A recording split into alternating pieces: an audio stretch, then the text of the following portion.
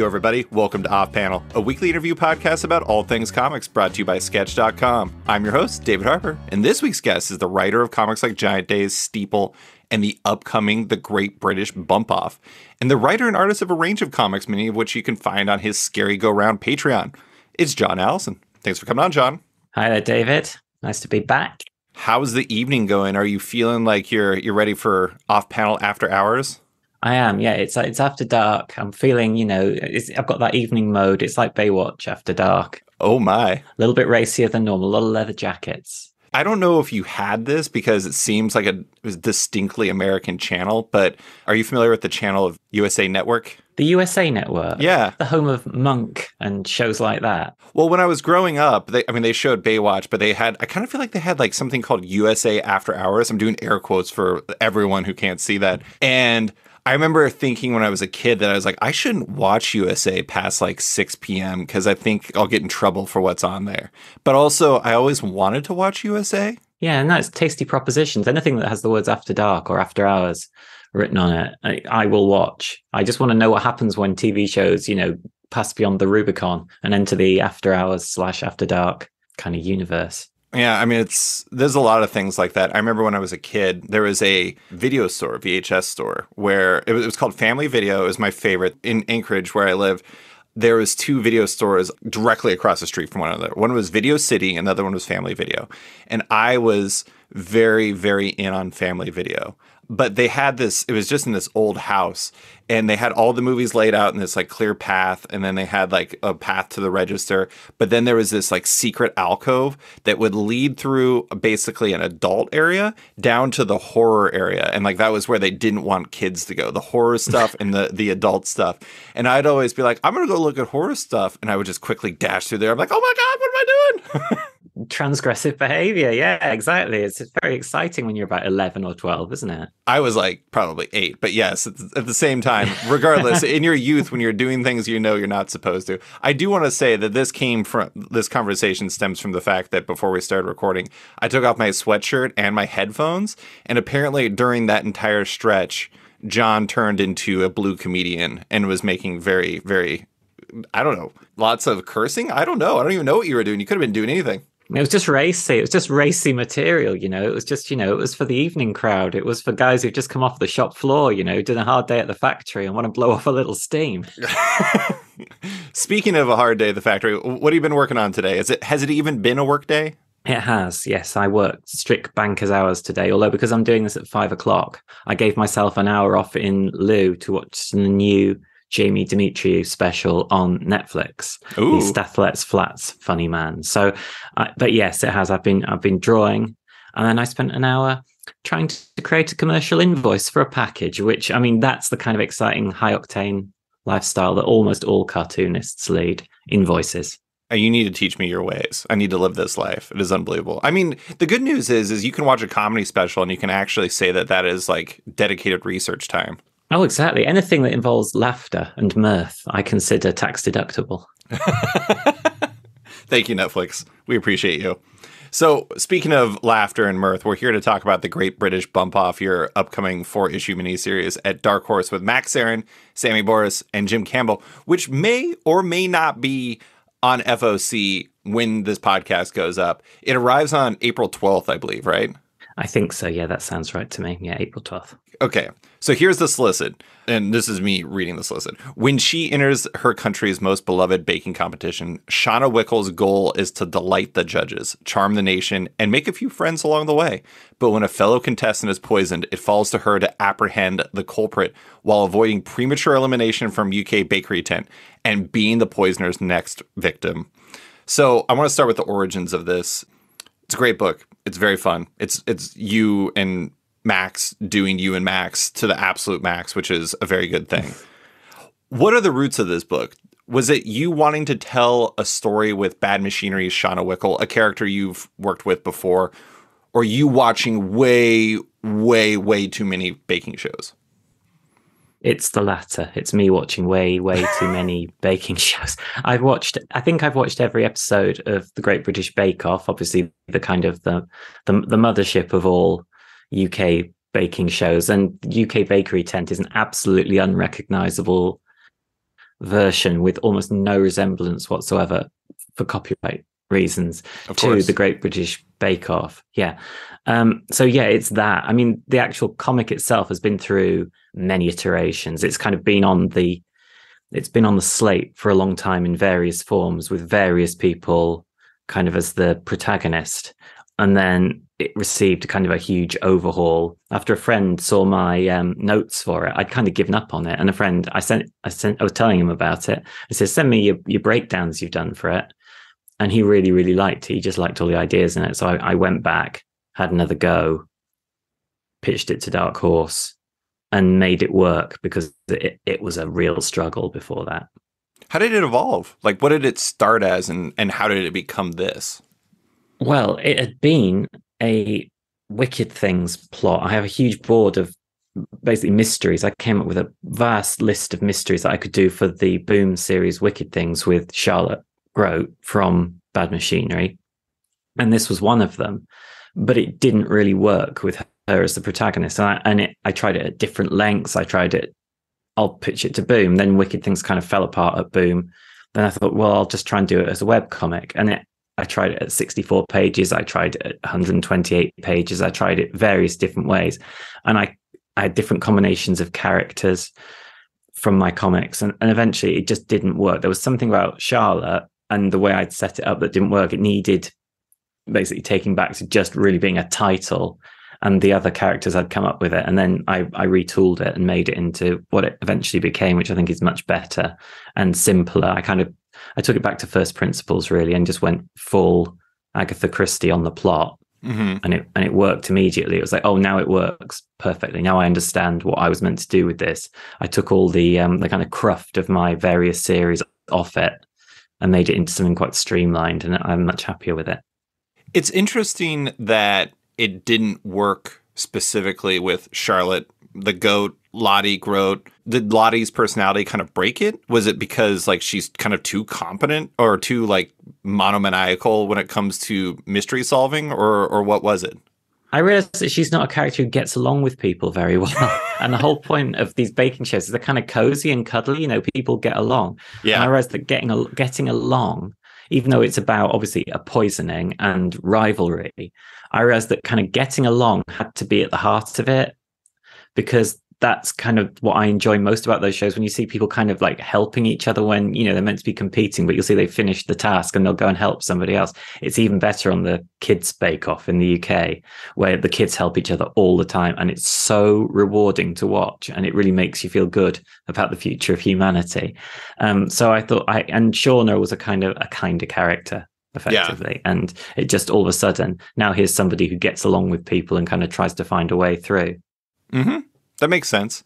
Here's a fun fact maybe you're unaware of. I've never actually watched Great British Bake Off. Apparently in America, did you know it's called the Great British Baking Show? And the reason why that is because Bake Off is actually trademarked by Pillsbury? Pillsbury, yeah. I had no idea. Like, I don't even know if they use that word. Is it just like a thing that they wanted to own so they could like block everyone else off from it? I'm not really sure, but I think it might be just be competitions, like sort of regional competitions that they would sponsor, maybe even in the 70s or something like that. I think it's an old thing that Pillsbury, but it's one of their trademarks. This is something that Pillsbury used to do, mm-hmm. and they still own the trademark for it. And so you can't call anything Bake Off. Yeah. That's wild. So it's kind of like they're just sitting on it, sort of like Warren Beatty is with Dick Tracy's rights. I don't know if you saw that, but oh, I didn't know that. No, I didn't know that Warren Beatty owned the rights to Dick Tracy now. Apparently, he keeps making new or like little shorts every like 10 years so he can retain the rights, because that's like the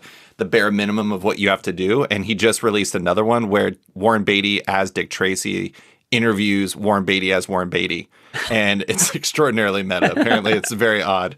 Anyways, that is a completely different aside. So I do think it's interesting how you have, having never watched Great British Bake Off and really no baking shows, to be honest, it is interesting to read the book and see something like a reality competitive baking show that is naturally competitive, but also collaborative, collegial. People are getting along, but also there's always going to be those people who are hyper competitive, the mm-hmm. Neils out there in the world. it seems like it naturally pairs well with that Agatha Christie murder mystery or poisoning mystery type storyline. What made sense to you about pairing those two elements together from the beginning? Well, it's a the tent where it takes place is the kind of closed mansion that you would get in a Poirot or Miss Marple, Agatha Christie. It's the same. It's isolated. It's the same kind of rough shape as a stately home. It's got all the same features. Everybody's kind of crammed in there together. It's a bit of a hothouse, and those, especially Poirot, these things are always hothouses of personalities, and you have to just work out which combination of personalities is incendiary enough that somebody has done a crime. That's kind of it. So, but again, I came to that kind of in reverse, really. I mean, I'm a huge Agatha Christie fan, but for some reason, when I was trying to work it out, I didn't kind of use the Agatha Christie rules until I got into trouble and kind of couldn't see how it worked. And then you just kind of superimpose it. You draw a grid. You work out your motivations. It's quite scientific. And all of a sudden, the plot just fell into place, something which had been difficult to see. I could see it straight away. How long have you been working with this? About maybe 2.5 years, something like that. I would get it out, look at it, have another go, put it away again. And there's so much logistical stuff to do that it was faintly nightmarish to look at, because you think, well, there are 12 contestants in the tent. Are we going to do it on one episode of the show? We're going to do it on a whole season of the show? Can't do that. There's just no way logistically to tell that story in 88 pages.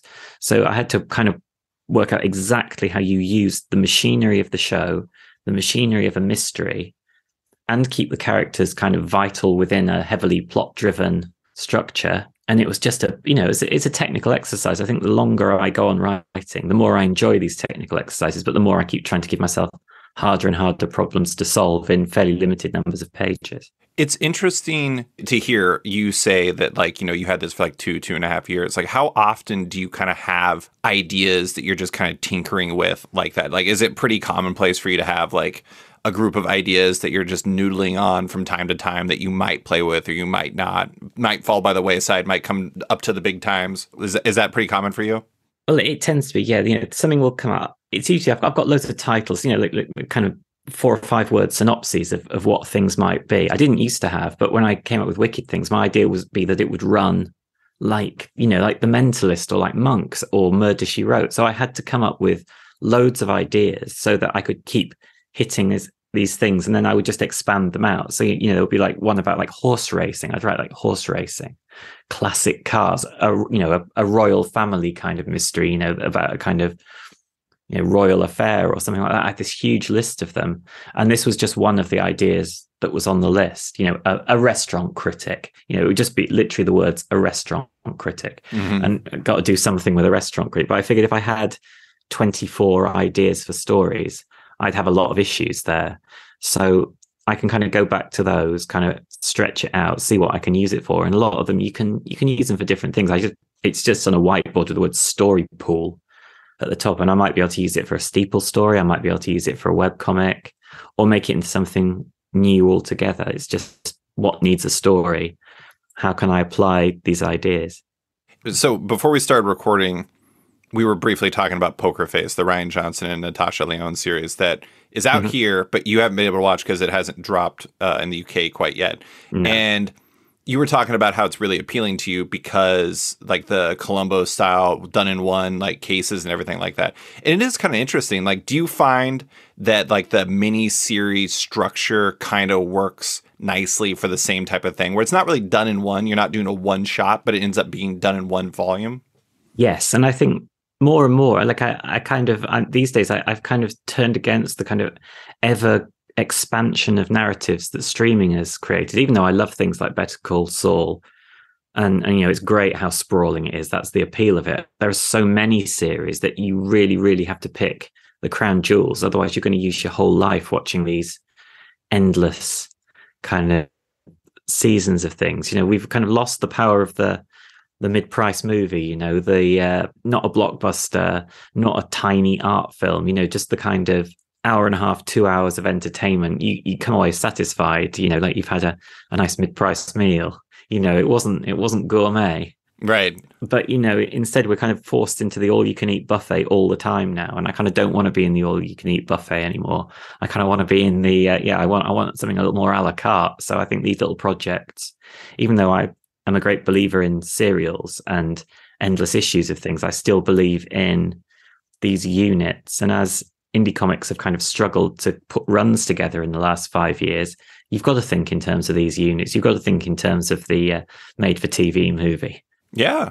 Well, and it is interesting to see kind of how you've been doing it. Like your idea for Wicked Things seems like it was basically a series of not serialized, but connected by the fact Lottie was involved with it, stories where she's solving cases. And then like, that's kind of what that is what Solver is. Like Solver is like her solving mysteries.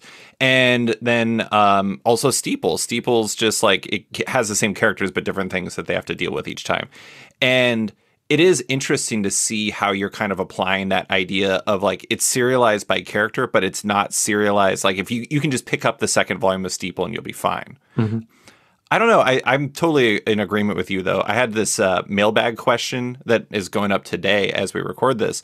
And somebody asked me if I, basically what would I choose between two shows I love, Station 11 and The Leftovers. Two very depressing, but also very fantastic series. And I ultimately went with Station 11 because it's just one season and it's always going to be one season. And there's something about not having to go through 3 seasons where it kind of feels more appealing because it's just this one single narrative and that's all I'll ever have. And I don't know if that's because I'm kind of overwhelmed by the endless serialization of things, but I'm with you. There's something appealing about that nice, tight, single item. Yeah, I'm all for, I mean, I agree with you. I think the best example in recent years for me was Watchmen. That's one season. I didn't want there to be another season at the end of it. It was kind of, even though it was so good, I loved it and I gobbled it up. It was like that was a really nice piece of art. And I think it would have cheapened it to have made a second season. To go back to the well would have been difficult. I mean, I don't know. I watched it a few years after. I was given it. It was on my Amazon wish list on DVD because I still like a DVD set, and so I got it a few years after all the buzz. Really, it had just been on there for a couple of years, and so I watched it in isolation from any hype at all. I'd barely registered it when it was on TV, and I just loved it. It was like, but again, when it came to the end, first thing you do, you go on Digital Spy or whatever, season 2, Watchmen season 2, but there is no Watchmen season 2. I was like, good, there is no Watchmen season 2 because that was very good. And that is all I require. I've finished my dinner. I love that those Digital Spy articles exist solely for people who are like, when is this coming? You're like, I want to verify that it's never coming. Yes. Yeah, that's it. Well, it's often this, ultimately Digital Spy has broken your heart 1,000 times if you like TV, when you read that there will not be another series of Fringe or whatever. Yeah. Okay, well, I want to dig into the characters for the Great British Bake Off, most specifically Shauna Wickle. This is a big question I have for you. Shauna is the star of the series, and she comes from Bad Machinery, which, for listeners that don't know, is about a sextet of mystery solvers. Amongst those are Lottie Grote, one of her fellow solvers, somebody we've talked about, and somebody who has starred or appeared in many of your other comics. There's Mildred Haversham, another solver who has appeared in further stories, including 2021's Circus Windows, amongst other things. Little Claire, or Claire Little, as her actual name is a friend from Bad Machinery, but that is not an official solver, is in Wicked Things and Solver. That leaves Shauna. Shauna, I'm going to say this. I have not read every comic you have ever written, so I cannot verify this. But Shauna doesn't appear with the frequency of the others do outside of Bad Machinery, at least to my knowledge. No. Is that just how it's worked out? Or is, to some degree, Shauna maybe a little, I don't know, maybe less of a draw for you to revisit than the others?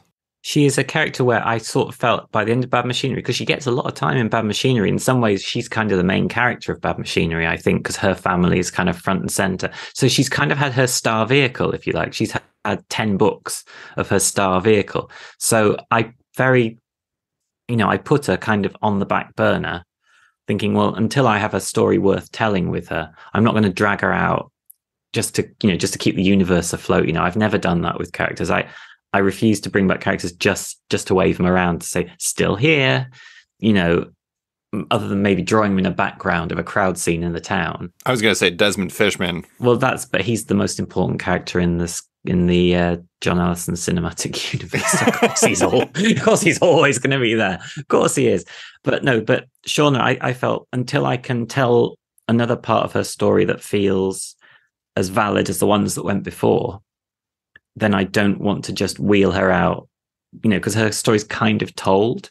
So unless there's another chapter that adds or provides more richness to the character, I just didn't want to bring her back. But then when this story didn't work with Charlotte, I began to look at other ways of doing it. I thought, well, here's a way to bring the character back in a nice contained way that isn't going to kind of it isn't going to undo anything, because it's this kind of story. It's a little capsule. It's not the story rolls on and the story rolls on and the story rolls on. I felt it was a nice way to do it. It's a TV movie where a character comes back, but they don't look, a bit ragged around the edges, like when you watch, a new Will and Grace or something. You're like, they shouldn't have done this. They shouldn't have done this. Except for they should have, because it's very good, right? Well, of course, it's the greatest TV show ever made. I have never watched an episode of any series of Will and Grace. I meant the Great British Bump Off. That definitely should have come back, but yeah, I could see that. I mean, it is interesting because it's like this could be considered just this like isolated coda where it's like, let's just check in. Let's just see what Shauna's up to. But it is interesting. Like a thing I appreciate about Shauna in this story versus how maybe Lottie or others work is Shauna gets overwhelmed. And like it's not to say that the other characters don't get overwhelmed, but I don't know. As you know, I love Lottie, but there's to some degree an unreality to her that makes her beyond compare. And like when you put her in this type of situation, she's a superhero. Yeah, she's a superhero. Right. Yeah. She's like she could be in like a Fast and the Furious movie, and you're like, this doesn't make sense, but it kind of makes sense. Like it would be the stories would be a lot faster because she would just resolve the issues really quick. But Shauna is a person. She's not a superhero, and her failures at multitasking so far in the series, I've read the first 2 issues, are just absolutely delightful.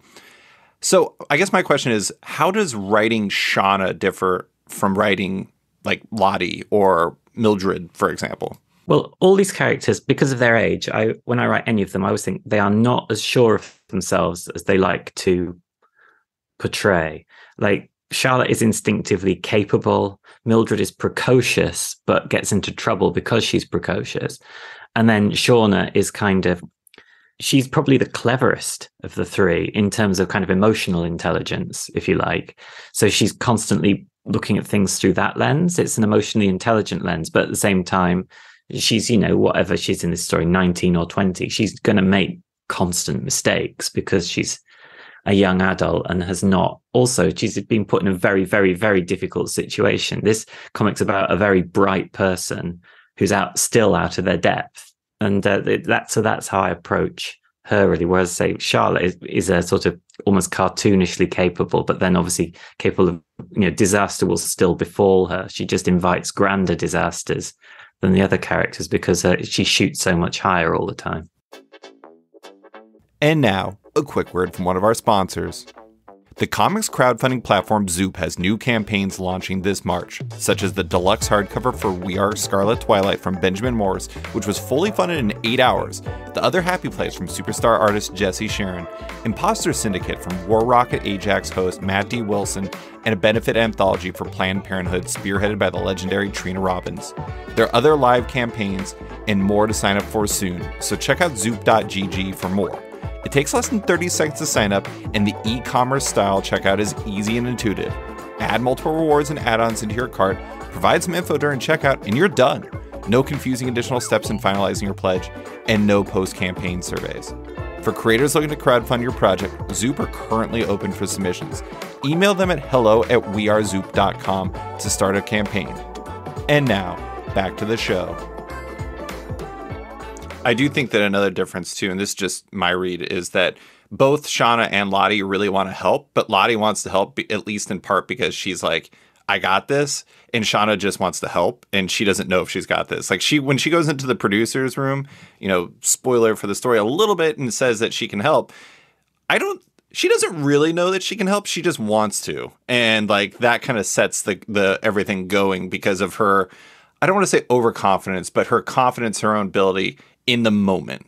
Yeah, she wants to be the person who steps in at a difficult moment and is kind of the person who says, "Yeah, all right, I'll step up." You know, she's a volunteer effectively. I think that runs through all the past stories as well. She wants to step up in a situation when help is needed.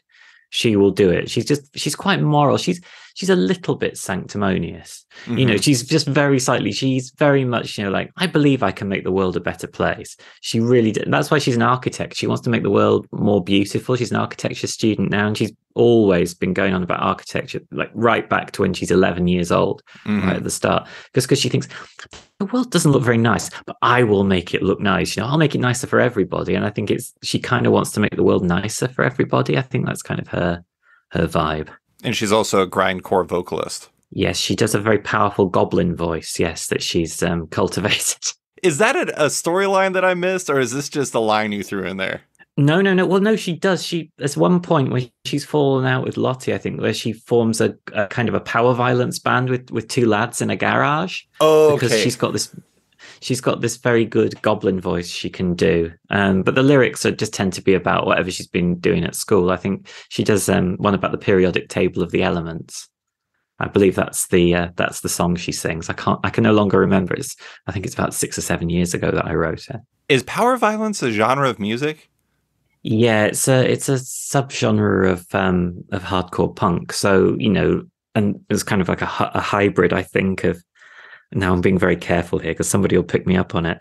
It's not so far away from genres like crustcore. There's, you know, where it's you know, there's a lot of very mathematical guitar, a lot of weird time signatures, but it's also pure sonic chaos. So it's got the sort of the raw energy of punk.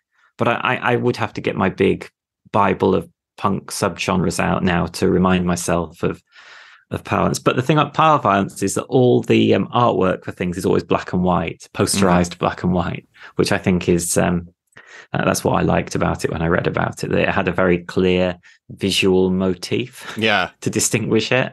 See, this is why it's a good thing to subscribe to your Patreon as well, if only because at the end of the year you always get your list and you never know what's going to be on it. Probably not power violence music. I'm not a big punker, but I do, like, when I was a kid, I loved reading the metal magazines because my friends were really into metal, and I just loved reading like the nutty bands and kind of the black metal bands and stuff like that.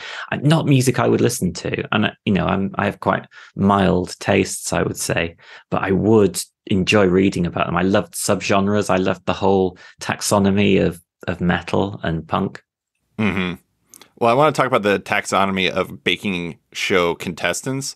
One thing you're always really good about building out your casts. Like, all of your casts, it's not just the leads that are good, it's just everybody kind of stands out. I mean, that's part of the reason why when you read any of the Scary Ground stories, everybody always has that, like, one random character that they love. And it's because you do such a good job with it. But these shows do have a tendency of having kind of archetypes. They are people, they're real, but they're like the ones that help, the ones that don't, et cetera, et cetera. Did you have a lot of fun building out the cast for this one? Was it just like built off of your years of watching baking shows and thinking about, like, what are these people typically like? I'd formed, like, because when you watch, you see the patterns. You see the patterns every year, and you see the deviations from the pattern. The nanas, the poor nanas who never ever make it to the final, never. All those years of experience, but they're just not quite. They're not that desperate to win. You know, they haven't got that same ambitious drive of someone who wants a cookbook deal, you know, who's seen the brass ring and wishes to seize it. So yeah, the nanas, you know, there's a certain kind of Middle England kind of very kind of sort of pleasant brown-haired woman. There's always one. The sort of, you know, kind of archetypal nice British lady who goes to craft fairs, that kind of thing. You know, maybe he's got into quilting a bit. You know, she's dabbled in various areas of the gentle arts, bit of pottery. And there's always one of those. And then they're all there. There's always the first person out is usually looks like they're going to be the first person to leave. They have a very specific shape. They either look like they're very good with databases, or they drive a bus. You know, they have the look of somebody who just really, really understands kind of Ruby on Rails, or they look like they drive a bus. Yeah. I feel like you watch these shows at a completely different level than I probably would. If I watched it, I don't know if I'd be like, man, this guy's a software engineer. He's done. He's toast. Like, I guess if you watch it long enough, you start noticing the patterns, right? Yeah, like scientists tend to do well, but I find that the real kind of I just basically uber nerds, and I can't put it any other way. I love nerds, but when the nerd is there, and I look at him and I go, "You weren't cut out for this, mate, were you? You know, there's something here. You just don't understand the aesthetic of cake making or something like that. I don't know but there's been so many times when some poor guy with like big 1980s glasses and a ponytail and a kind of creeping back hairline gets absolutely punished in the first round, and you're like, I just want the nerd to make it through to the end, you know. But the nerds never make it through to the end. I do want to say a 5-tier Baked Alaska rack-mounted server was a pretty clever idea, both by you and Will, the aforementioned nerd. But I want to talk about the breakout star of the series. The host of the show is Lonnie Butler, who is a human. There's also Pete Hollywood, who is not Paul Hollywood. He's definitely not. No, he's definitely not. He's got an eye patch and a baking medal. He's survived the baking wars, too, so good for him. And then there's the legendary Fanny Craddock. None of them are the breakout star. The breakout star is the co-host, who is a cat named Primrose. What? Like, where did that come from? I love it. I'm pro-cat. Well, it's very simple. This was a story with so many characters that the Bake Off show, the real Bake Off show, to which my comic is completely unrelated, has 2 human hosts. Mm-hmm. And there were already enough humans in that tent that I felt there could not be another one. I felt if anything I can do to cut a person, I'm going to cut someone. But I thought I still want to have 2 hosts. Mm-hmm. So, you know, and I thought, what does manga do well? You have a cat who sort of says, Professor, you know, I'm not going to do the cat voice because this is being recorded and I don't want to do my manga cat voice. Do you have a manga cat voice? Yeah, of course. Professor. You know, the manga cat, you know, it's a sassy little animal. It goes, Professor. So this was the manga cat who, you know, who will pop up and go, you know, just berate the professor at any given moment. That's Primrose. Primrose is the manga cat. So I broke this whole comic down for Max. I draw a kind of bad version and hand that over with the script. So I had fun just, you know, I could do a quick scribble and that's a little cat, you know. But Max has realized Primrose into something very beautiful. I can see why you're so taken with Primrose, because she's beyond my imaginings and my initial sketches. There's so much life to this cat. Primrose the cat is maybe Max Sarin's greatest achievement in character acting. Because, first off, I just want to say, you write dialogue, I mean, in the sense, for Primrose, in the sense that Primrose is saying mew or varying numbers of mews. Yes. And it's always like very complicated things, like about how certain architects are actually fascists and had dystopian views on the world and everything. Their designs were dystopian. Very complex thoughts over mews. And I just love the dialogue. But on top of that, like Max's character acting with Primrose is unbelievable. It is simultaneously like the most cute thing that could possibly exist, but also you understand the cat. It is very much like it's the anime cat, manga cat minus like the actual ability to speak human, you know, like speak in English. That's it. Yeah. It's remarkable. Yeah, so yeah, Max. Oh, I mean, again, you know, Max is my greatest. No way of putting down any of my other collaborators who are all astonishing artists, but Max and I have now worked together enough that we have a special understanding. And my understanding is that Max will make anything I write look about 1,000 times better. So, you know, I better make it good to start with. But yeah, I never know what I'm going to get back from Max other than it will be better than I could have imagined it would be, which I think is if you draw things yourself, you know, you kind of have a way that you want it realized. And so I have absolute trust in Max. And I think Primrose is the expression. That's the term I'm looking for, the expression of Max's skill. Yeah. I think the thing that really works about you and Max is I think you both approach storytelling in the same way and like character acting in the same way. And like you have slightly different styles, but at the same time, it just feels like there's a real cohesiveness there. I am interested. You mentioned the fact that you will do kind of storytelling. You'll draw it out from a quick, rough storytelling standpoint. How much do you and Max talk ahead of time before a project like this or before an issue or anything like that, versus like you do that kind of rough run and then it's just them fully unleashed? Is it more the former or the latter, like talking, or just do your thing, Max? It's more the former, just because I don't want to give Max any more to do than they are doing already, because Max puts so much into the work that I kind of want to hand over something where it's a case of now just have as much fun as you can, because like for me, I can dash things off, whereas Max is meticulous.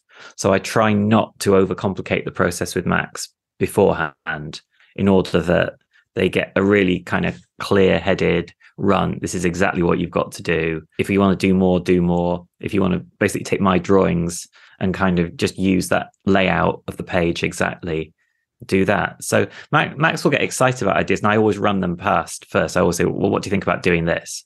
Because again, Max isn't super prolific, so and has other jobs on as well. So I want the ideas that I give to them to be the best ideas I've got, and the best ideas for Max as well. But no, I mean, it tends to be I hand over things, and now I try and do the breakdowns every time just to kind of make their life a bit easier as well. Yeah, I mean, we have great fun. Like on the rare occasion we've done conventions and stuff together, we come up with all sorts of ideas. But I think I'm a bit of a purist, and I kind of like my ivory tower as well. I'll be honest with you, I kind of like being the ideas man. I want to talk about a specific instance. This is in the second issue, so I'm not going to get into specifics at all. But there is a specific montage in the second issue where it's told from perspectives from each of the contestants, and during that, the literal perspective, like the viewpoint shifts, but also how things are viewed shifts. There's always like an unreality to it. A perfect example is there's a character who views another attractive young woman contestant in a very anime manga sort of way. And it's just like very much maximized of like what his view could possibly be. And like, that's kind of what it's all like. All the stuff shifts based off of the perspective of the person who's telling it. Is that the type of thing that you'll really talk about ahead of time, where it's like, that, I view this as something that where we really need to stylistically shift? Like, how does that, a montage like that break down? I wrote these last summer, and I kind of can't remember what my instruction was on that page. I don't remember if I think I said, again, it's always a kind of case of do whatever you feel most comfortable with. I remember saying perhaps just the people aren't all in the same position, or you'll see things slightly differently from everybody's perspective. But I said, as much as you want to do to differentiate these, do that. Because in the end, Max is going to come up with a better visual idea than I would. I might be very occasionally I'll come up with a nice visual idea, but Max can come up with 10 on a page, so that's where you can throw it out to the artist, and you're going to get something better back than I would have come up with on my own. Yeah. So that's the magic of comics, isn't it? You hand the words over, even if you've done a few daffy drawings for each page, and you get back something that is very much better than I would ever have thought up on my own. There's a lot of really interesting stylistic things in here. Like there's these individual panels that would show contestants or hosts with like a pure black background that like emphasizes their potentially murdery nature and things that are kind of red flags. I don't know. It is interesting where I think we've very much gotten to the point with you and Max where it's difficult to draw a line between the two of you in a very specific way. Like, I mean, some stuff, with writer-artist collaborators, it can feel like who's X and who's Y. But now it's just like you guys are X, Y. It's you two together. And I think it really works because it's the apex version of your collaboration. Yeah, that's it. That's one of the things about we did 40, I think it was 45 issues of Giant Days together. And 45, you can test your collaboration once a month for 45 months and see what works and what doesn't. That's an incredibly privileged position of collaboration. That's we worked together about as long as Lennon and McCartney wrote together. Yeah, but it's true. We did a huge amount of collaborating, and I was able to moderate what I did every month. Look at what Max was doing. I think, well, let's lean into that. And Max was improving all the time as well as an artist. So I got the best of both worlds. Kind of my understanding improved, and Max's understanding of themselves improved as well. Well, and you also, Yeah, you start understanding what they really want to draw too. Because if I remember correctly, the cricket issue of Giant Days was built off the fact that Max wanted to draw something that was very manga, wasn't it? I'm trying to remember now, because I remember the only main thing I remember about that issue was that I made a kind of version of the issue where every cricket panel involved any sort of sporting move. I'd taken screen grabs of cricket matches off the TV or off YouTube, but yeah, of actual matches to show every maneuver. And then I think I said, do you want to do something that's like a sports manga? And Max was like, yes, that's definitely the sort of thing that I want to do. Yeah. I have a take about this book, and you might not agree with it. Are you ready for it? Are you ready for this take? Absolutely ready for it. I feel like Great British Bump Off is like minutely, incrementally darker than your other work. I don't even know why. It's interesting reading it where there's like I guess maybe it's just because it is like this Agatha Christie style mystery where you're trying to like find out who is the menace amongst all these people. And I'm hoping it's not going to be what's the one on the train? Oh my God. And not Strangers on the Train. That's Patricia Highsmith. Oh, Orient Express. Murder on the Orient Express. Yeah, Murder on the Orient Express. Sorry to say, David, yeah, it was everybody. They all just poisoned him simultaneously. One of them held his mouth open. The other each threw in a different poison. That's some serious collaboration right there. You did say baking shows like people like helping each other. This is a completely different agree with that. But anyways, it's interesting because I think because the looming menace, those black background panels, some of the things like that, there's like this darkness to it that it's like it's not like dark. I'm not reading like an Emily Carroll comic or something like that, but it's like I'm going to say 10% darker than your normal stuff. Is that an intentional thing, an unintentional thing because of the genre, or is it a David Bean weird thing? I'm not sure. I think your interpretation is wrong, but I think poison is kind of horrible. I think poison is kind of the nastiest way to kill someone. It's like, what is it they say? It's like the coward's weapon, And so yes, it is nasty. I don't know. As a book, I mean, I think Wicked Things is kind of darker to me, but that's partly because of kind of the circumstances of writing it. And I found that very hard to write. And it was a difficult process, the whole book. Whereas this is very bright and sunny as comics go, but then maybe that makes the darkness worse because it's contrast, cheerful. Yeah, the contrast, the kind of the brightness, the sort of those really sort of sweet Sammy Boris colors, really bright, bouncy colors. And then, it's this kind of undercurrent of something awful is going to happen. I think it kind of makes it worse. Well, yeah, and like the opening scene is basically like Shauna making great friends and then walking into a tent where everyone wants to murder each other, and you're like, this is there's these moments of like kind of tonal clash in a logical way and like a very much a reality show sort of way. But it was interesting because I was reading it and I was just like, this feels a little darker than usual. But I mean, again, anybody who's read Giant Days or, Bad Machinery or, I mean, even Steeple, it's like Steeple's pretty cheerful for a book that heavily features monsters and Satanists. It is interesting that it kind of stood out a little bit in that regard. But okay, I want to talk a little bit about this book is at Dark Horse versus Boom. Yes. You did Wicked Things at Boom, Steeple at Dark Horse, Giant Days at Boom, Great British Bump Off at Dark Horse. You've done, I mean, I think Bad Machinery is currently at Oni, I want to say. It is currently at Oni, and for contractual reasons will be there for quite a long time longer. That's all I can say. Is Great British Bump Off ending up at Dark Horse a deliberate choice? Like this is where you want it to be, or is it just about where the opportunities are? It's just where the opportunities are. I went to my editor, Daniel Chabon, who's a lovely guy to work with, a really great editor, genuinely enthusiastic, great editor, so on it. Real pleasure to work with. Not that my other editors haven't been, but Daniel's I've worked with great editors and I've worked very occasionally with editors who were less engaged. And I would say on the engagement scale, Daniel's off the charts. Mm-hmm. He really cares, and you really get the sense he cares. So I went to Daniel. I said, "Can I do a one-shot Conan comic with Warwick Johnson Cadwell?" And Daniel said no. He said, "No, John. Nobody does one-shots anymore." I said, "It's only going to be 22 pages. Conan's out of copyright. Come on, good times are coming." But Daniel said no. But then we discussed at some point the bump off. I think Daniel was very invested in the idea and had been from the time I think he'd just seen my Des Fishman bake-off drawings, which I'd just drawn watching the show years ago. And I think even those had tempted him into the world of kind of baking murder mystery comics. And so the idea kind of went backwards and forwards. You know, as I say, it had bounced around. It had gone in the mix for like further Wicked Things stories and then been kind of taken out of there because it just didn't work really. I was struggling with it.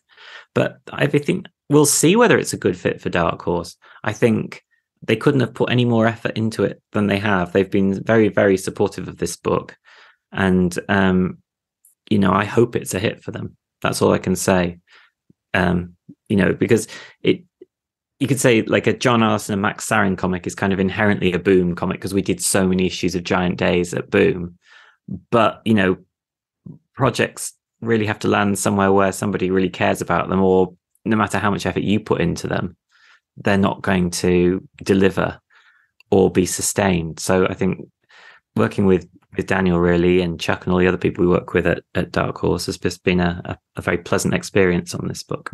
I have to say I'm very disappointed by the fact that there won't be a Conan comic from you in Warwick. It's very disappointing. Well, I think they're eventually. Warwick still wants to do it, and I still want to do it, and I've kind of worked it all out. We've been trying to collaborate for 5 or 6 years, and it's just a case of kind of getting our heads together and working out how we would work together. Because I'm certainly not going to be drawing rough layouts for Warwick. Warwick is he's an intuitive cartoonist, and will deliver ideas that I wouldn't have thought of, especially for something like Conan. So, if we ever get there, Conan will still happen. I have to admit, I'm not a Conan guy by any means. Oh, neither am I. I've never read a Conan comic. And that's why I'm interested. I would just love to know what a Conan comic from you would be like. I don't know. I mean, I think that there's a lot of charm. Like, I always feel like a lot of times with like licensed books, all the casting is done based off of people who really like something. I think it's kind of interesting to see what somebody who isn't like enamored with something would do with it, because that might make for something more interesting. Well, I think, you know, I have an idea of what I've watched the Conan movie with Arnold Schwarzenegger, and I know a little bit about his history because I read around Conan when I wanted to do this, but I didn't want to become polluted by the Conan comics. So I just bought the big book of like every Conan story, which remains largely uncracked because this, you know, I ended up having to write a 4-part series about baking instead. Mm-hmm. But I still think I could do it. And I've written, again, it's like a list of ideas for everything that has to go in it. There's a ziggurat. There's a kind of, you know, little junior thief. It's got all the things you'd need. It's got kind of, it's got all the Conan tropes as I understand them. And I don't think I need to get too much deeper into it as long as I kind of understand how he talks. I think it'll be fine. I think, yeah. So one day there will be the Conan, because I just want to work with Warwick. He's done covers for Steeple, and I think that's about it. But, you know, we're good friends. And so I think hopefully one day we'll do something together. This sort of reminds me of, have you seen Alex Garland's adaptation of Jeff Vandermeer's Annihilation? Oh, with Natalie Portman and yes, I have. I didn't like that movie. I found it quite tiresome. Yeah. Okay. Well, here's an interesting wrinkle about that movie that you probably don't know, given the fact you don't like it. Alex Garland read the book once and then adapted it off of his memory of it. Oh, well, no, I like that now. Now you say that, I love it, because I love the idea. Yeah, it's what I thought it should be like. Yeah. There's a great story about somebody going to interview the musician Paul Weller, and their tape. They were sitting next to a speaker, and the tape was just wiped out, you know, by the speaker, the music from the speaker. So they went home and just wrote a made-up interview with Paul Weller, published it. Paul Weller calls them and goes, "I didn't say any of that." And he says, like, "Yeah, but if I'd asked you those questions, that is what you would have said." So I love a that's what you would have said kind of creative project. Yeah, Alex Garland was just like, "I think this is what you meant," and Jeff Vandermeer, I'm pretty sure, was like, "This is not what I wrote. What is going on here?" Anyways, so I wanted to close by talking about some bigger picture stuff. We've talked a time or two via email, and I've gotten the impression, I'm trying to think of the right way to put it, that you have some uncertainties about the traditional world of comics to some degree. I could be wrong about that, so apologies if I am. No, you're not wrong at all. Okay. You're not wrong at all. Do you feel that the past couple years, maybe you've been trying to find your fit in comics or in the industry at the very least? I don't know, like where you belong in an industry that's so focused on the grand idea of quote unquote IP and like variant covers? Yeah, I do, because like it's very hard. I am somebody who loves serial entertainment, grew up on monthly floppies, absolutely wishes in some way that he was able to just generate a monthly floppy that was in comic shops every month. And the fact that I did it for 5 years, it was the greatest feeling seeing my book on the racks, with the number going up every month. But I don't think that world exists anymore. I don't think it's a sustainable world. I love comic shops. And I don't like the fact that the section of monthlies is shrinking.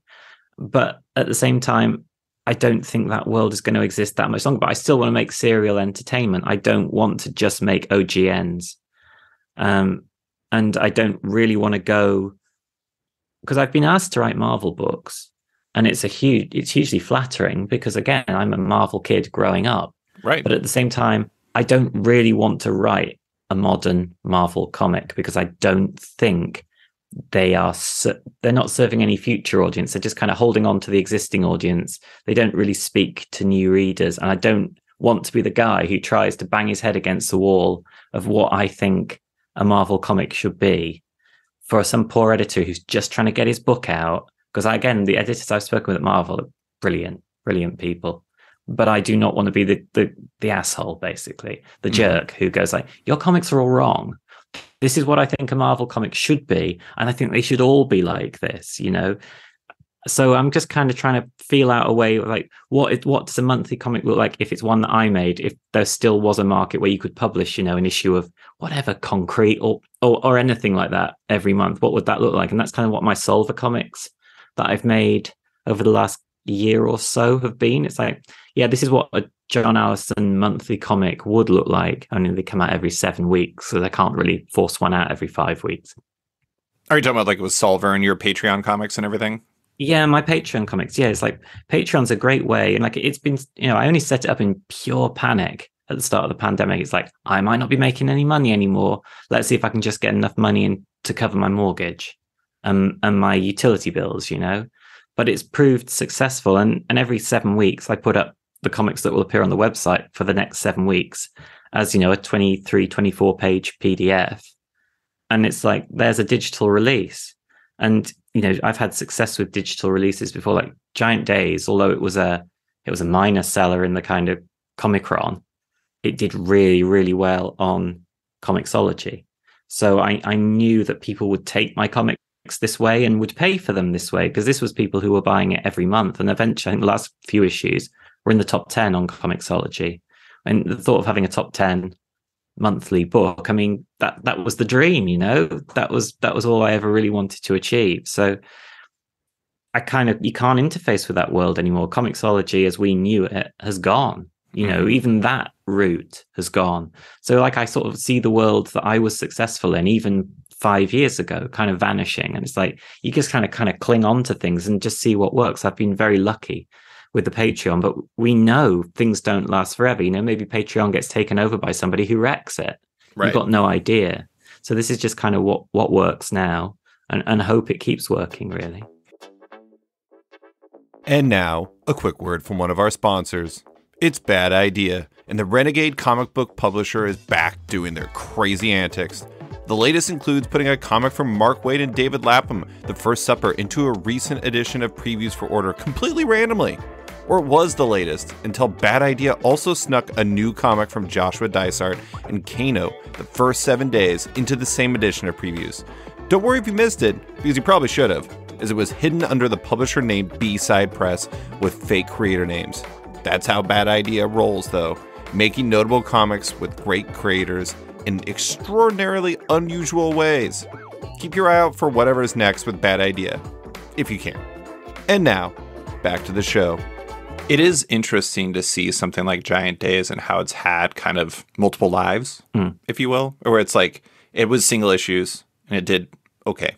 and it was digital, and it did well. And it in collections, I imagine it did well in collections. Yeah. I have all of them over here in collections.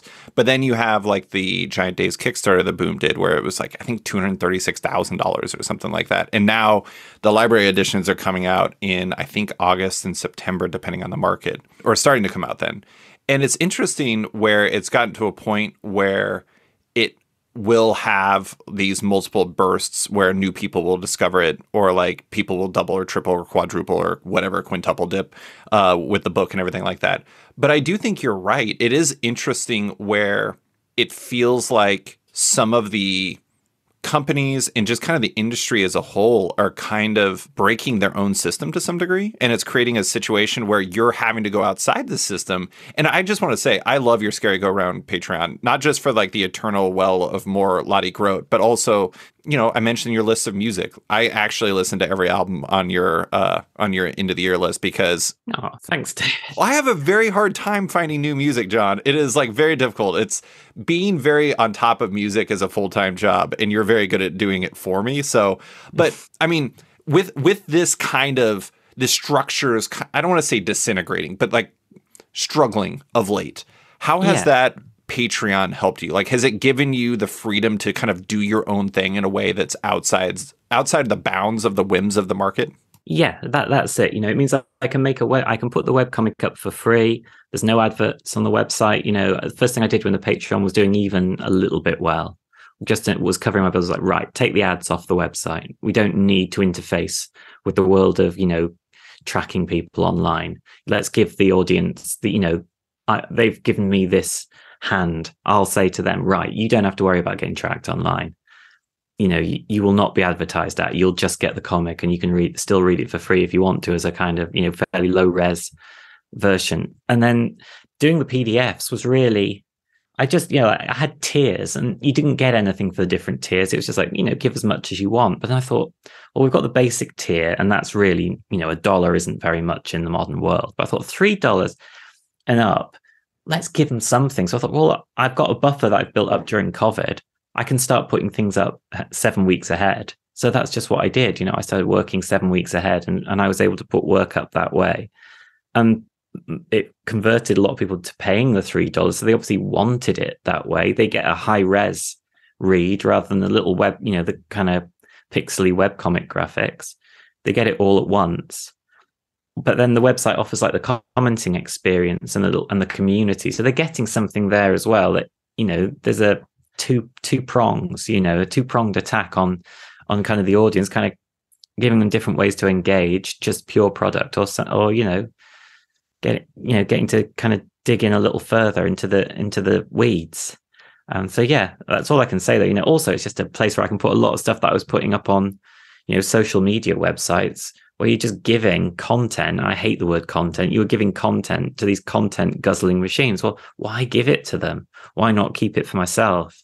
So I kind of reduced what I put on Twitter and Instagram, places like that. If it was decent, I just kept it on the Patreon, you know, and so people who care get to see it rather than kind of being trapped in some algorithm where then half the time they don't see it anyway. And those content guzzling machines are breaking too. Exactly. It's an odd time because like so many of these systems kind of seem like they're breaking, like the ones that were perceived as like kind of support ones. But I do think the Patreon approach is smart by you, because it allows you to do that. You know, it allows you to like build up that additional revenue stream. And as somebody who I've been told many times that I should run more ads because I can make more money on like off panel, but I do a cap of 2. And I only allow myself to read it because I don't want to break the listening experience. Like, it's more important to me to have like a quality experience. And it seems like that's the case for you, where it's like, you know, you have the Patreon, so you don't need to inundate everyone with ads. But I do think, you know, not to talk about another system that could break, I've said this to you before privately, I really do think that if you did like a Kickstarter for like Solver Stories, I think you could do really well with it. Oh, I'm sure. The thing is, I'm pretty sure that if I did one, you know, like I've got, I think 120 pages of, no, maybe it's more. It might be more. I've got enough material for a book. And it's like, what am I going to do with this? I can take it to a publisher, but, you know, I can do it myself. It's like, do you want it just to be sold to the people who are interested, or do you want to put it in shops, you know? And I kind of Bad Machinery did well in shops and is still in print. Despite Oni's troubles, it's still in print. Giant Days done well in shops. Even Wicked Things, which had that sort of troubled genesis, it still sold well in shops. So it's like, well, if I hold material back, if I just kind of go back the self-publishing route, am I really moving forward? That's the kind of thing that that I struggle with, because there's so many great Kickstarters. I mean, I love the Shelley Bond Kickstarters, like I think Filth and Grammar may be my favorite Kickstarter book that I've bought, comics related, just such an incredible resource, sort of exactly the sort of thing you would want to buy. But yeah, I'm just not sure. I'm not sure about Kickstarter. Also, it's just mental bandwidth. I'm often at the point where I kind of can't. Running a Kickstarter is a little job.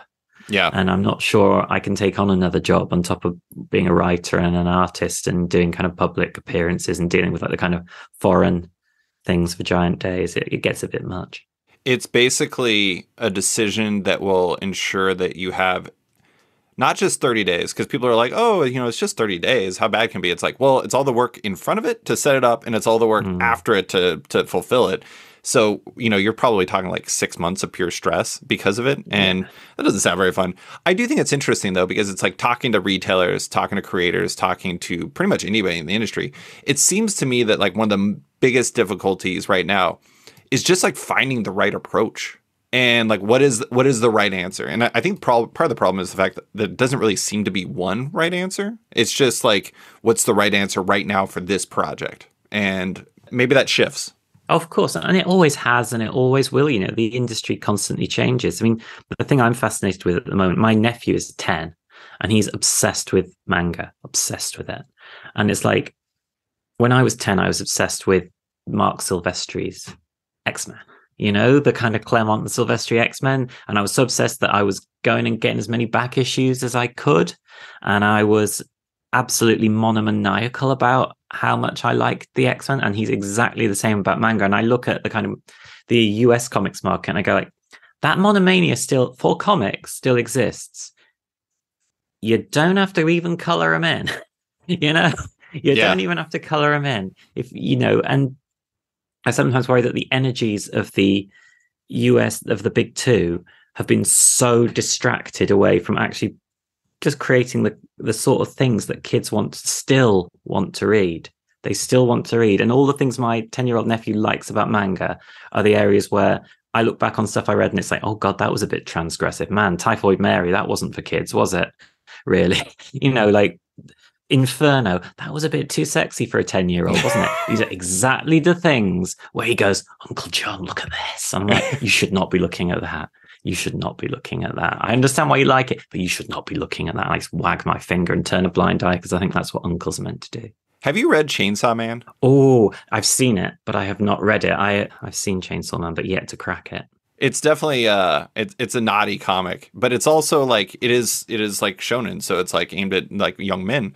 And that's the interesting thing is I think you're right. It's like there is like this transgressive nature of it where it's like, should I be reading this? I mean, even as an adult, I'm like, should I be reading this? Yeah. Because there's a sort of queasiness when you look at it. You go like, I know who this is aimed at. I can see exactly what it's exploiting. What was I reading? Dan? Oh yeah, is yeah. It's called. You told me about it. Yeah. That is kind of a dirty comic that is aimed at 13-year-old boys. And it's like, I don't know about this. It made me uncomfortable. Like it's probably the best drawn comic I've ever seen. Didn't you say it was like super horny? Yes, it's like it's a bit much. It's just all like like teenage girls' clothes exploding off them. It's like, really? Are you sure this is it's T for teen? Yeah, but T for transgressive is what I thought, David. Yeah. Very transgressive. But that's why, exactly, it's ultimately nobody was hurt in the making of that comic. Maybe a few minds were warped by reading it, but ultimately it's pretty harmless in real terms, because I say it's no worse than the Goblin Queen. And that didn't damage me in any way, as far as I'm aware, as far as I can work out. It seems like to some degree you think that modern comics, I mean, kind of aren't pushing people like the big two. They aren't kind of pushing the buttons as much as they used to be. That brings up something I wanted to talk to you about. you on your Patreon have done some unofficial crossover. You did the unofficial crossover of Batman Giant Days, but you also are working on a Wolverine and Kitty Pryde comic. I mean, excuse me, Kit and the Wolf. It stars familiar characters. It features some very familiar characters in a way that you might recognize them from the mid '80s. Yeah, that's how I would describe it. Yes, it's very fantastic. But you told me via email that Kit and the Wolf was you testing some theories about how Marvel have lost kids to manga. I'm curious as to what you meant by that. Well, there are two things. One, Marvel comics are kind of fractal in their discussion of themselves, ever folding inwards. The true historians of the modern comic writers, your Kieran Gillans, your Al Ewings, understand the Marvel universe intricately and are able to produce endless variations from it. But I don't think that's how you sell comics to kids the same way they like manga, But the reason is Marvel, I've signed the contract with Marvel when I did work on Civil War 2. Anything you invent, if they make a movie out of it, $1 billion movie, $5,000 and that's it, go home. So why would you ever invent anything for Marvel? So we have lots of comics that just endlessly fold in on they focus on the heroes rather than the villains, because who's going to invent a good new villain for Marvel when you could invent it for your something is killing the children or die or whatever else, Why would you give them this? So they've got these massive recognizable corporate characters and they are effectively strangling the creativity of the creators by not rewarding them for making up good new stuff. And I think they're kind of hurting themselves, because I think villains, it's like Columbo. Columbo's fun, but the excitement is the new villain every week. You see, the villain is the richness of the story.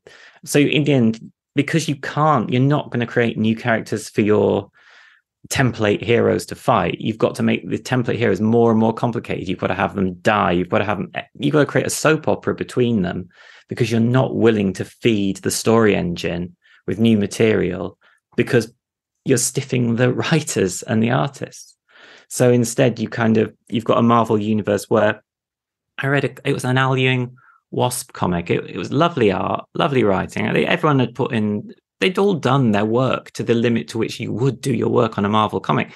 But there were about 4 pages where Janet Van Dyne? I can't remember the name of the word. Yeah, it is. Discusses with Jarvis why she's opened a bar. Then she flies through the streets while thinking to herself about why she is the Wasp. It's like, what is this? I actually really like that. Yeah, I know you did. I read it because of you. Oh, no. And I didn't think it was bad because, as I say, I think Al's a brilliant guy. I think all these guys are brilliant. I think they're brilliant writers but they're working with such limits on their creativity because their creativity will not be rewarded. If they come up with something world-beating, if they come up with a Moriarty for Sherlock Holmes, so in the end, they just have to kind of focus in on these kind of 60-year-old characters. We've seen him a million times.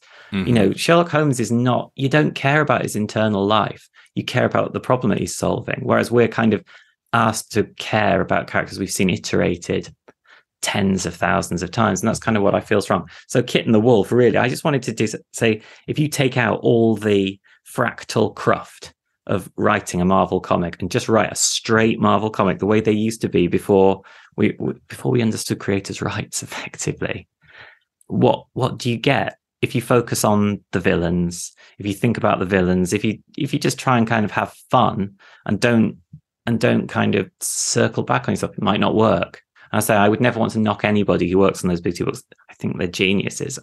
The artists work harder than anybody. The writers, have to dig and dig and dig inside themselves and inside that universe. And, it's like Bitcoin mining, it's not easy to get a new Bitcoin out of the old Marvel universe at this point. So, but no, I just kind of wanted to do a real purist run at it to get a feel for what a superhero comic looks like if it's as simple and edible as a manga book is to a 10-year-old. It's interesting that your path to doing that was actually... We did that, the Comics That Made Them interview last year. I think it was last year. And we talked about Louise Simonson and Brett Blevins' New Mutants work together. a specific area of it. And it's interesting because Your Kit and the Wolf really reminds me more of like that type of story where it's just like an 80s kind of pure character driven story. I do think it's interesting that it's, to me as an outsider, it seems like to some degree your view to tapping into that market is kind of tapping into the energy that the comics used to have. Yeah, it's also I'm looking for a feeling. I'm looking for the feeling I got when I was a kid. Mm-hmm. I want its connection with the characters. And you don't connect with fantasy characters as an adult in the same way you did when you were 10. So I had to kind of go back to what the source material was and then kind of root around and go, what was it I liked about these? And it was the kind of the purity of the relationships between the characters. You saw archetypes of human relationships presenting in quite a simple way in these fantasy narratives. Like I say, I don't know. I could have gone off the rails with this. I could have gone mad. I don't know. But I think if I can dig into this, I'll learn something about my other comic making as well. You know, I can only become a better comic maker by examining why the things I like worked. Yeah, I mean, this is my typical amateur psychology hour moment that I always have in this podcast. But the interesting thing about reading Kit and the Wolf for me is when I was reading it, it kind of felt like you trying to remember why you love this stuff to begin with. Yeah, that's it. Of course. Yeah. Even to that, I've used the palette. I've used the mid-80s Marvel palette because that gave me the feeling of those comics. The second you couldn't lean into gradients, you had to be very careful about color holds and things like that. It's all about, you've just got a lot of purples. You've got to deal with a lot of kind of magenta. There's no gray. There's no gray in the original Marvel palette. So you really, really have to think. It's going to be a bit gaudier anyway, which forces you into primary colors storytelling. All of a sudden, you are in the world where there is no sophistication in that palette at all. And I found that really kind of instructive. And it's tremendously enjoyable. Yeah, and it's really fun. Also, I think it's really funny, and maybe this is from continuity and I don't actually remember it. I love the fact that you're using actual Marvel characters, but you're very careful to not use Bruce Springsteen's real name. Oh, there's a reason for that. Oh. When there was the Marvel Transformers book, there's an issue where like the Transformers attack a concert, and it's a Bruce Springsteen concert, but for some reason they don't want to use the name of Bruce Springsteen, so it's Brick Springhorn and the 8th Avenue Band. So who has never been mentioned again in the Marvel universe, obviously. So I thought it's time to bring back Brick Springhorn. But also then I found an old Captain America comic where Steve Rogers and his friends are kind of sitting around playing some LPs, Steve and Heavy Friends, and they're talking about Bruce Springsteen, which means that Brick Springhorn and Bruce Springsteen both exist in the Marvel universe. Two identical men with identical careers. So I don't really dig into that. I just go in hard on Springhorn, so to speak. But yeah, he's a real Marvel character. Kit is more of a Springhorn person, so that's good to know. She loves Brick Springhorn, Willie Joel, and John Cheetah Beiderbecke, who is nothing to do with John Cougar Mellencamp at all. Two very separate artists, yeah. Tremendously different. Also, the Wolf is learning to appreciate Brick Springhorn as well. This guy's got depth. He has got depth, sensitivity and soul. Yeah, like I like writing Wolverine. I think my Wolverine is he's just a kind of crusty dad, but obviously a very violent crusty dad when he has to fight the Reavers or whatever. Not that the Reavers are in this comic, or they could be. One could be behind a table and you don't even realize it. You wouldn't even realize that Bonebreaker is behind a table. That's right, because he's hidden that tank bit. Yeah. Well, the last question I want to ask is kind of tying all this together. So you're cooking on your Patreon. It's going well. Great British Bump Off is about to launch. There's more Lottie on the horizon with Dead and Breakfast, Mildred and Lottie's story that's coming to Patreon. Yes. You said in your most recent Patreon post, most recent Patreon post as we chat, that, and I quote, "After many months of uncertainty, a period of calm has begun, and I'm attempting to fill it with new ideas and good work." Related to that certain uncertainty, do you feel like after all of that and all the stuff we were talking about involving the market, that you feel like you're reaching a better place with your work and that you see more of a path for you going forward between all these different avenues? I just don't know. I don't know. The uncertainty was mostly personal, and really, I've had to deal with quite a difficult year. And the fact that I've managed to keep working through it has almost been a miracle, but it's also been quite healing and therapeutic to kind of work through some difficult personal stuff. So I think the thing I realized most of all was that I have to keep just kind of trying to follow what I think is right and what is good comics. I'm always thinking about this stuff and reading around it and trying to work it out. And I think whatever the path is that I'm on, I don't think I could be on a different one. I don't think I can deviate into cynicism at this point. I'm too old to kind of go cynical and all of a sudden do a sudden switch, pivot to something that I don't believe in. I just kind of have to keep going down this path. And people do seem to respond to it. That, the closer I feel to it, the more people seem to get out of it. So I've just kind of got to keep going that way. Well, and it seems like you've kind of realized that comics can be, I don't know, healing. Like they can bring joy to you, and that's a good thing. I think so. Yeah. If I'm enjoying it, if I enjoy the work, I hope people enjoy it too. If I got something out of it, if you can see that I'm enjoying myself, you see I'm not, trying to scrape out another Marmaduke, then hopefully people will get the same response from it. I sometimes wish I could produce more work, but I think I know how much I can produce, and I think it's about how much I'm producing now. So I've just got to make it the best I can. Well, I'm looking forward to whatever you have next. Hopefully it is a Conan Primrose one-shot in which the cat hangs out with the barbarian. Sounds good. It sounds pretty good, but that's all I have for you, John. Thank you so much for coming on to talk about the Great British Bump Off and everything else. I appreciate you taking the time. It's my pleasure. Thank you, David. Thanks for listening to this week's episode of Off Panel with writer-artist John Allison. You can find him on Instagram at @badmachinery, on his Patreon, and in the upcoming The Great British Bump Off at Dark Horse. Thanks again to Deanna Chapman for editing this podcast. If it sounds better than usual, it's because of her. Love Off Panel, want to support it?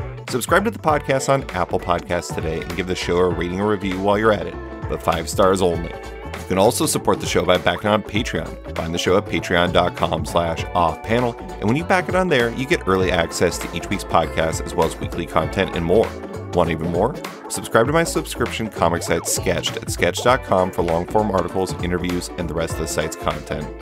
You can find Off Panel and Sketched on social media by following on Twitter and Instagram at @sketchcomic or following me at @slicefriedgold. Big thanks to all my existing patrons, including Darcy Van Polgeest, Kevin Bides, Tom Evans, Natalie Mockery, Reed Beeman, Kelly Sudaconic, Max Wood, Jeremy Lambert, Brian, Christo Ray, Near Levy, Dennis Hoffman, Jason Hussa, Cancel Comics, Kieran Gillen, Jonathan Kent Uratam, Henry Johnson, Django Boren, James Tynan IV, Chris Langford, Jason Wood, Tom Peachy, Ben Damstead, Rom V, Nick Walker, Patrick Coyle, Isaac Oren, Scott Carpenter, Rent Narb Studios Comics, Capes and Tights Podcast, Klaus Vandeven, Brian, Submen Industries, Jack Mulqueen, Carl Kerschel, Robert Massell, Elza Chartier, Luke Nakashoji, Dr. Luke, Scott Hazelwood, Canadian by Proxy, Johnny Cannon, Bradley Rader, Carl Choi, Brandon DePillis, Patrick Brower, Declan Shalvey, Dan Garino, Adam Freeman, Ben Wild, Brian Klein Q, Nick Bennett, Birdcage Comics Cafe, Susanna Polo, Reed Hinkley Barnes, Mario Tiambang, Andrew Carita, Matt Mahoney, Stephen Hall, Philip Myra, Christian Shelton, Chris Pachalo, Torrin Grumbeck, Fuzz Bubbles, Chris Rata, Transmitter Down, Waltz Comics and Books, Akil Wilson, Alex Dimitriopoulos, Terry Dodson, Wesley Gift, Sean Kirkham, Julio Anta, Brett A. Schmidt, Jason Goodmanson, Paul Reinwan, Vita Ayala, Akil, Philip Seavey, Al Ewing, Ryan Alcock, David Kelly, Nick Polito, Matthew Groom, Jason Massey, Adam Bogert, Matthew Taylor, Nick Patera, Jacob Sorelli, Ford Gilmore, David Baraldi, Nick Hall, Bjorn Basin, John Hendricks, Steve Anderson, Ian Maxwell, Cliff Chang, Carl McMahon, Scott McGovern, Nathan Fairbairn, Adam Highfield, Fiona Staples, Mark Abnett, Michael Shirley, Tom Barnett, Jim Demonacos, Norbert, Nick Lowe, James Kaplan, and Mission Comics Art in San Francisco. You guys are all the best. A quick thanks to Wolfpack for letting me use their song Outro as the song's opening theme, and to Upright T-Rex Music, who wrote and performed Off Panel's outro and ad music just for the show. Check out both their music on Spotify because it's completely delightful. Thanks for listening, and tune in next week for another episode.